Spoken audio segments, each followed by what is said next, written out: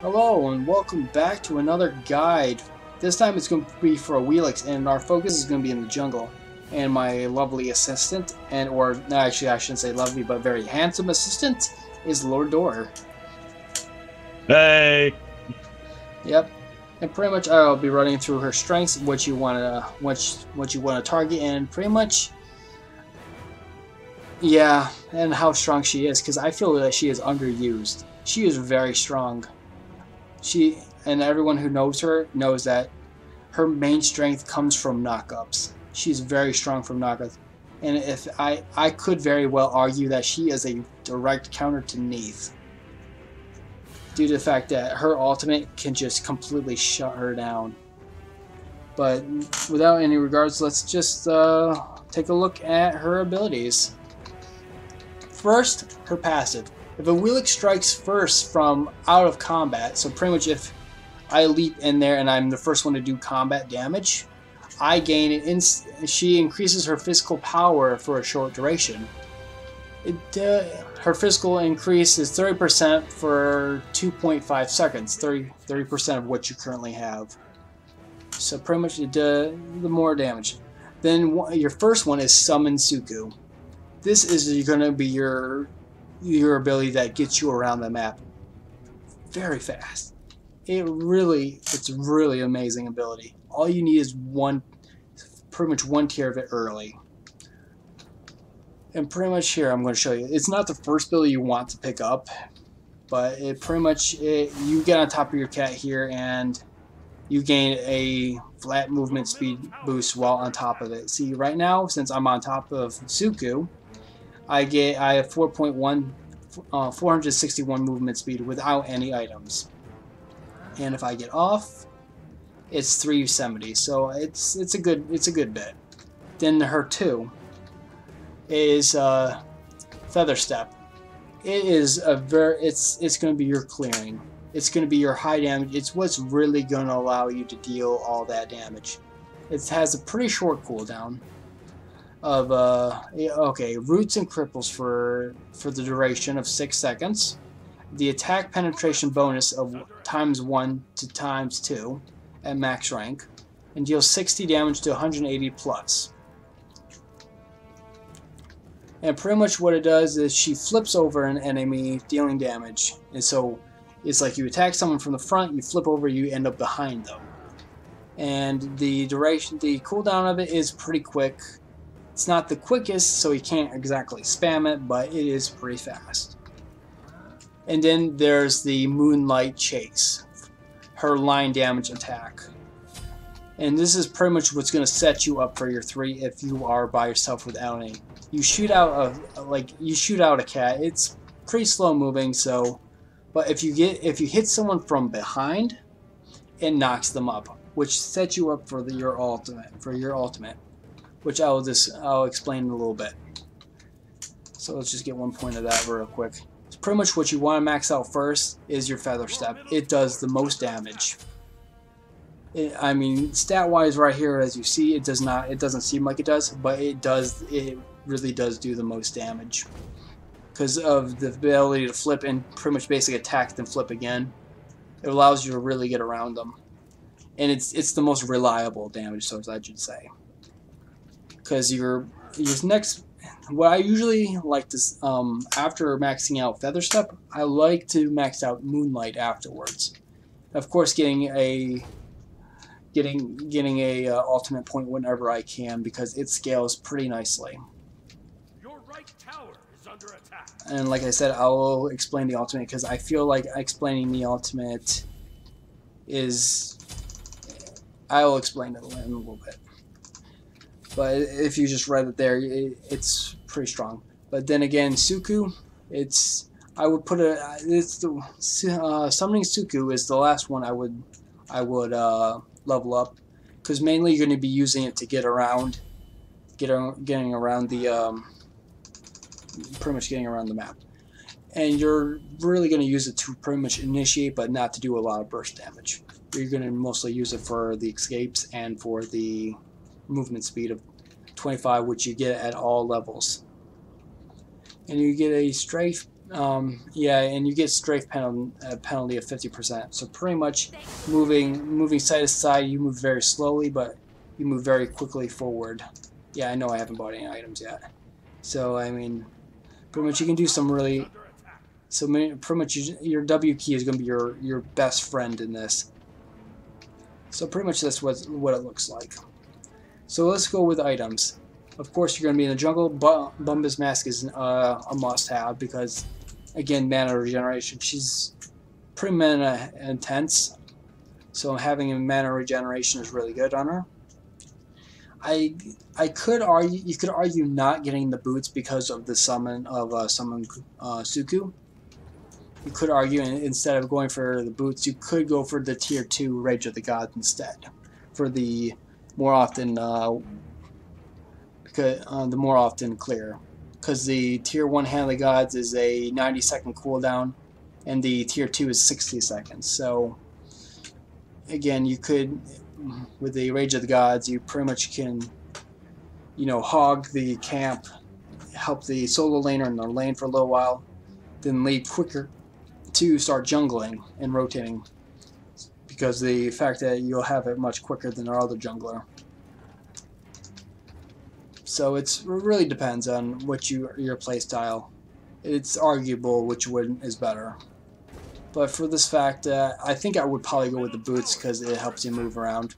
And then you probably go with the health potions to stay in the jungle, since Bumba's Mask, it gives you lifesteal whenever you kill them, but not while you're dealing damage to the jungle minion. So just in case you're starting to take a little bit too much damage, you can pop a health potion, and while you get that health burst after you kill the minion. So yeah, that can happen. Yeah. And after that, big item you want to pick up is definitely your boots. You want to get that soon because that movement speed is big.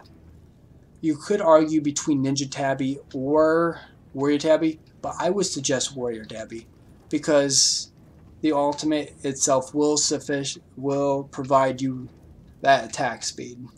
Will definitely provide you that attack speed, which means you want the more damage. And since we're on the subject of the ultimate, I will explain it. The ultimate itself is you can activate it at any time, but the period that you really want it is when an enemy is knocked up in the air, which is again why you want Geb, you would like Hebu, you know, gods on your team that provide knockups, Hercules, things like that. Because when you knock them up, you pull them and put them right in front of you, dealing damage. You gain a massive physical power boost at max level of 60, and a max level, and also you get attack speed of 70% at max levels.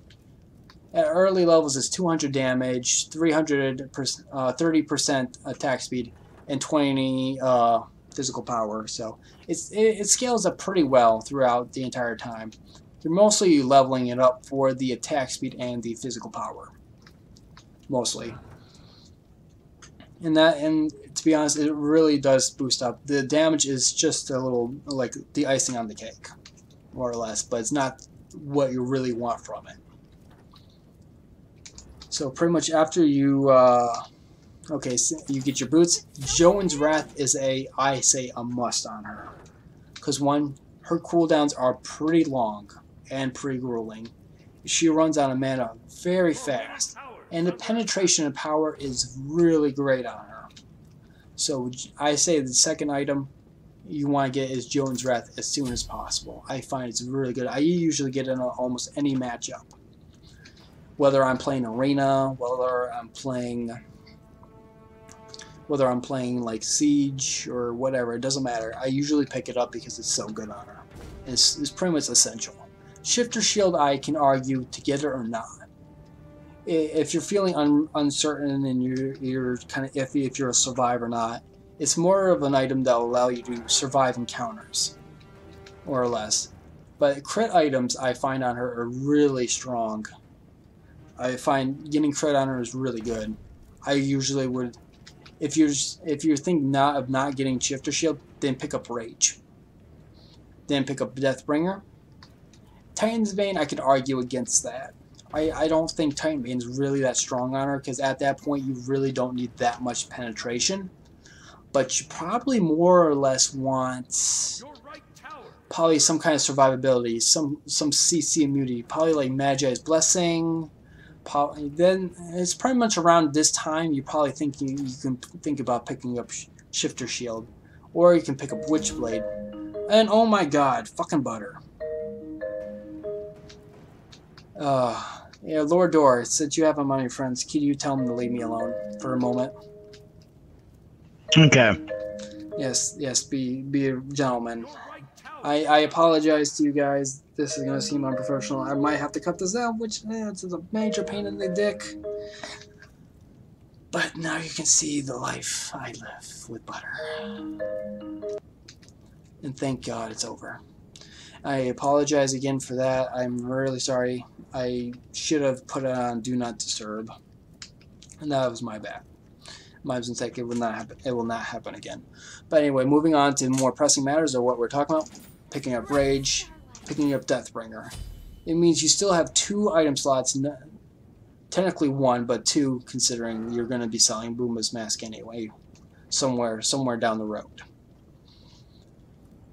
And of course, if you don't know what Booma's Mask is, you can read it here. You gain true damage towards minions, or more specifically, jungle camps, and 10% of the champions or god's maximum health is converted to you. Blah blah blah. Yeah, whatever.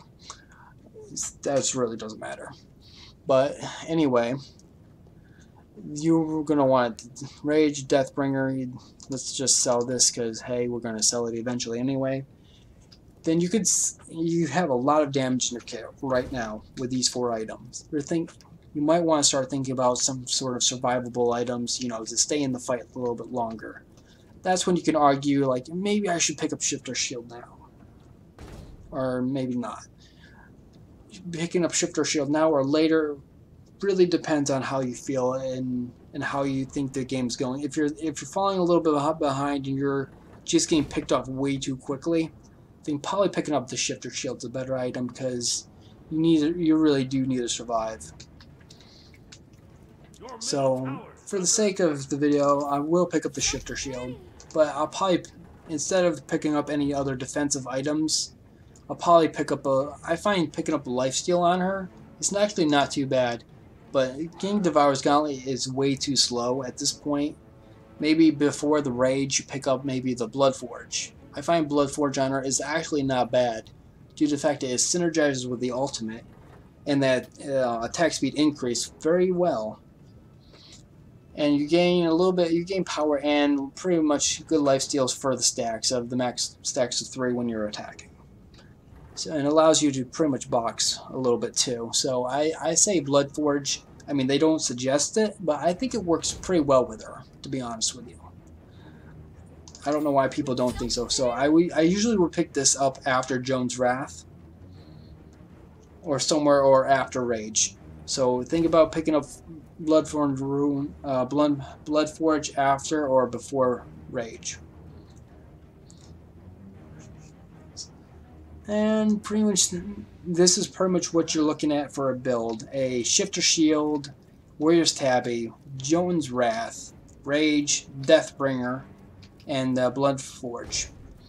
Why you want to get the Rage and Deathbringer? Because those 2 items combine very well and very deadly for anyone who doesn't know what they do. The Rage, for each basic attack, you gain a stack. And each stack pretty much at the max stack of 5 gives you a 10% increased chance of getting a critical strike.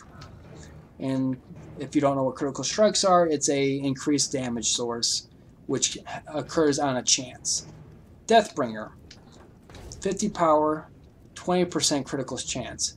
Passive of it, critical strikes damage is increased by 50%. So now you can pretty much see from there why these 2 items are fit very well together. Because the more times you can crit chance, the more times that the Deathbringer's increase in damage of the crit chance is applied.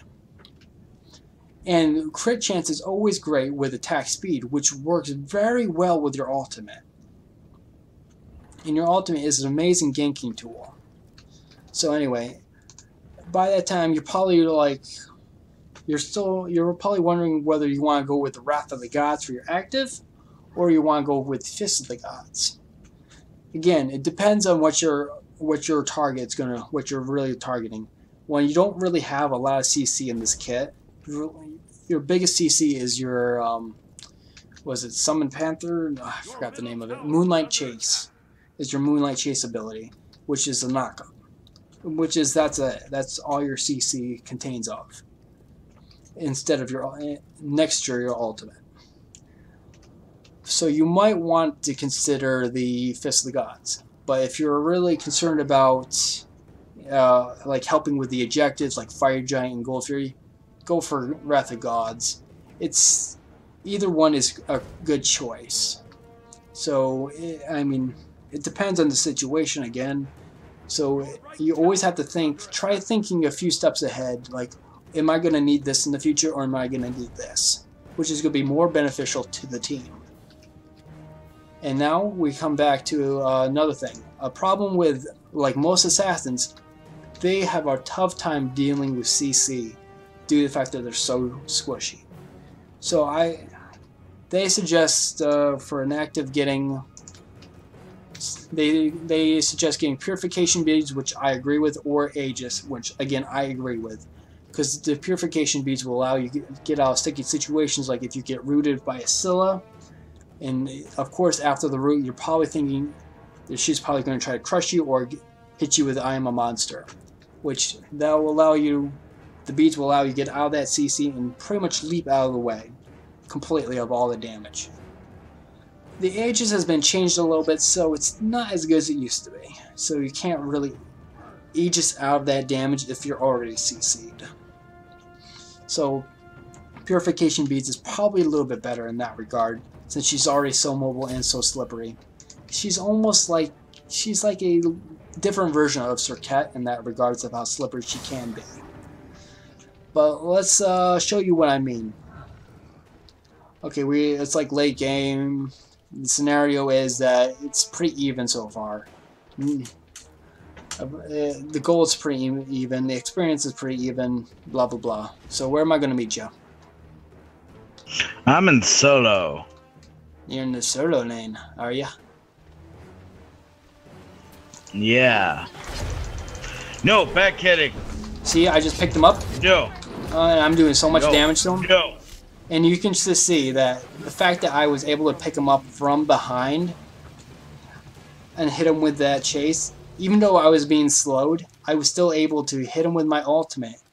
I don't know if you were able to see it, but you can see when you can ult somebody, they will have like a moon crescent on their body when they're in the air. And while that is on them, you want to hit your ultimate ability. It's an instant cast. But the thing is, okay, when my ultimate's back up when I see you again, which is when I see you again, I'm going to show you when it fails. Because you can miss it.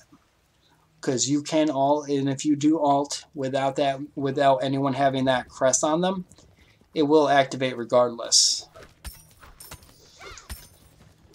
And it is pretty painful to see, but you still get the bonus stacks of you still get that movement speed, and you still get that physical protection, or that physical damage increase.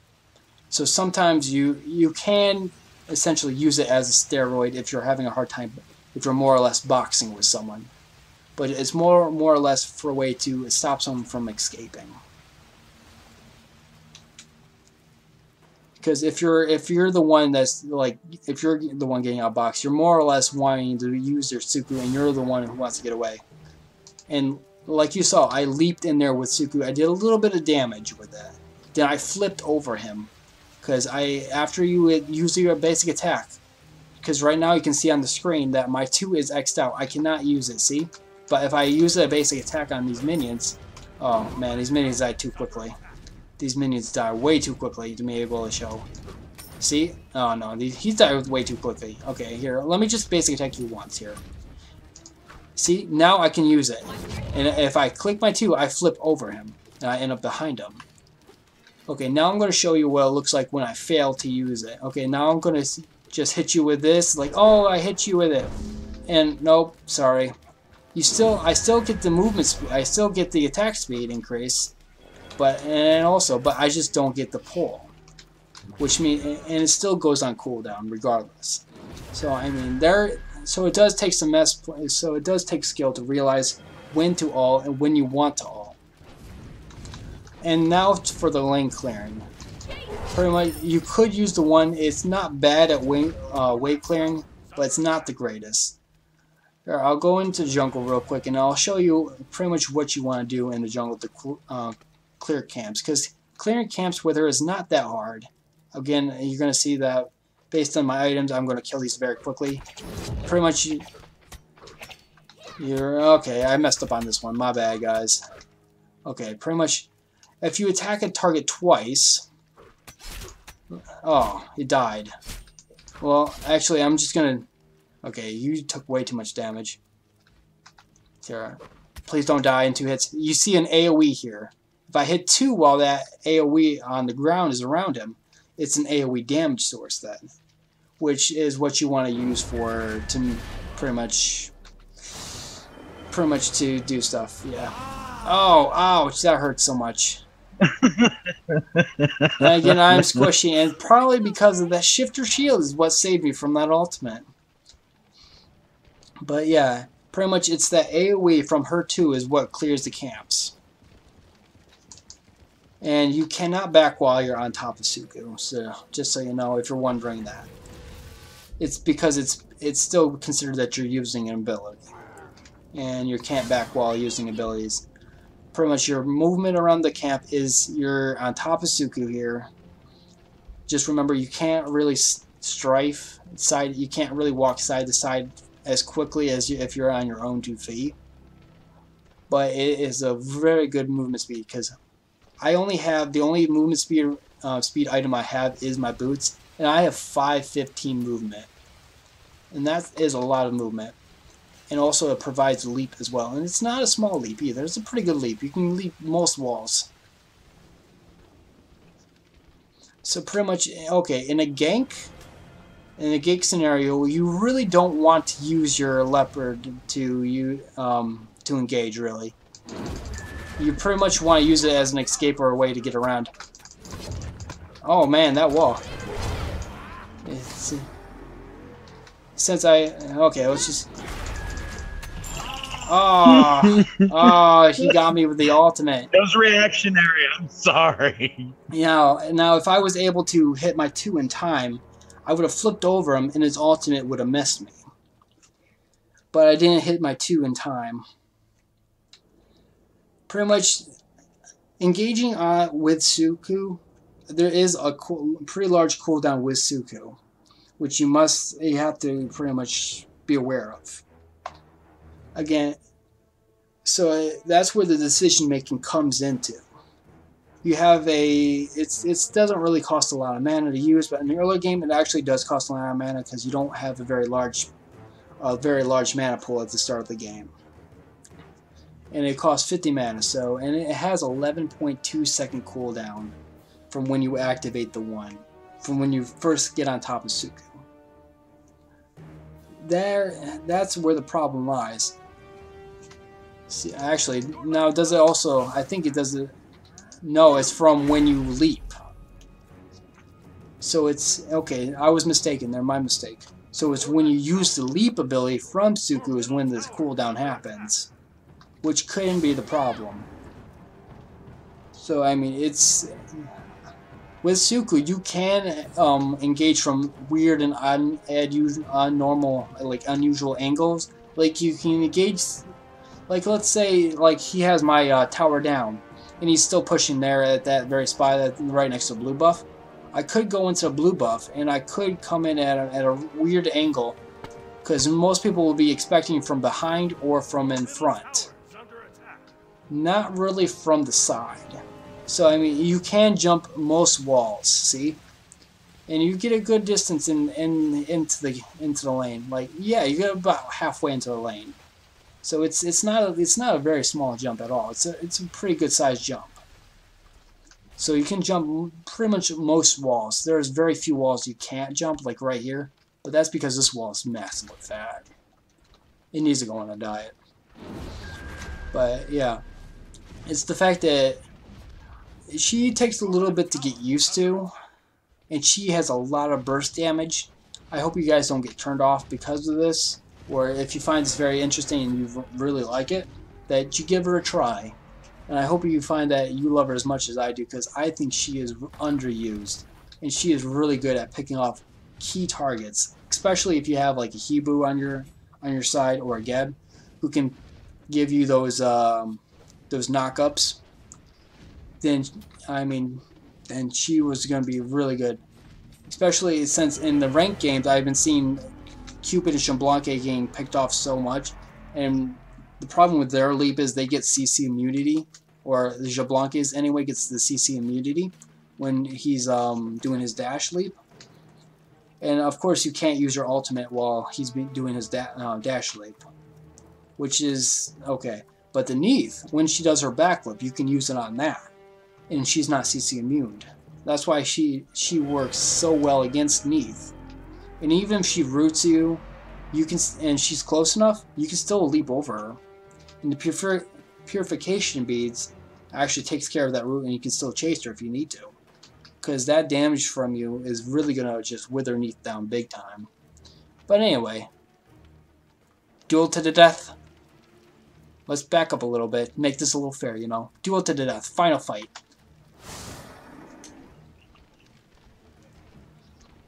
Where are you? Where are you? I know you're here somewhere.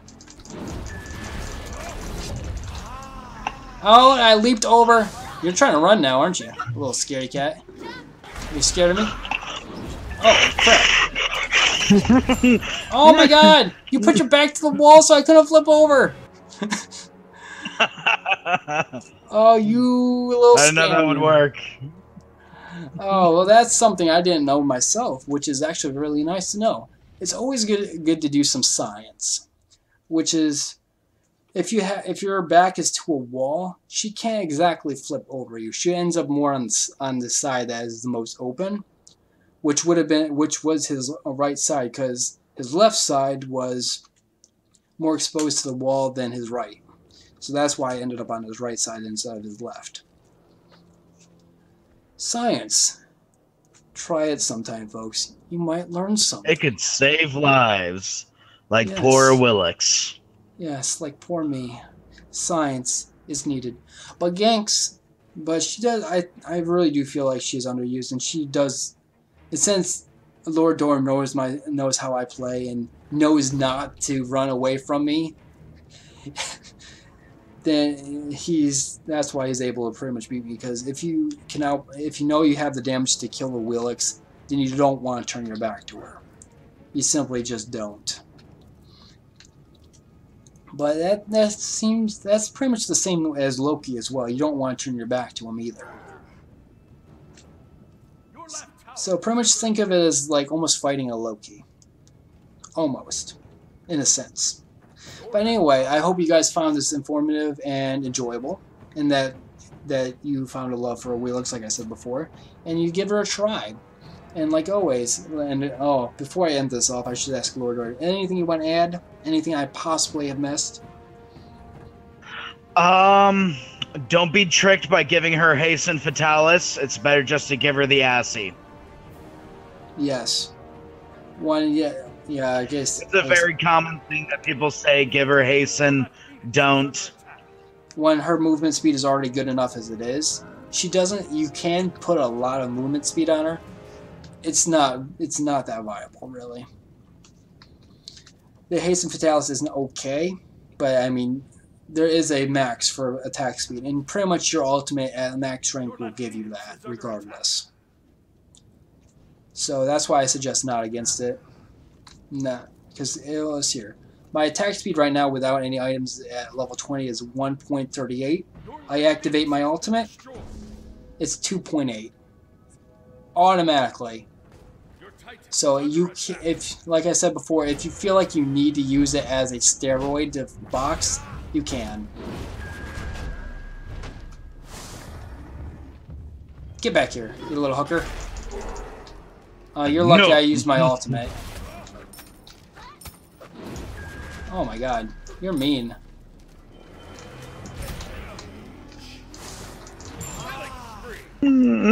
You're just mean. That's how you bait one. You're just mean. You're just mean. Nah, I double stacked. I'm sorry, that's the truth. Oh, you double stacked. You double stacked.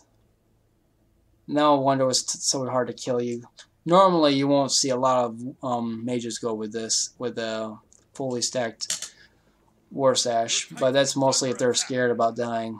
But anyway, I hope you guys enjoyed, and like always, I'll see you guys in the next video. Later.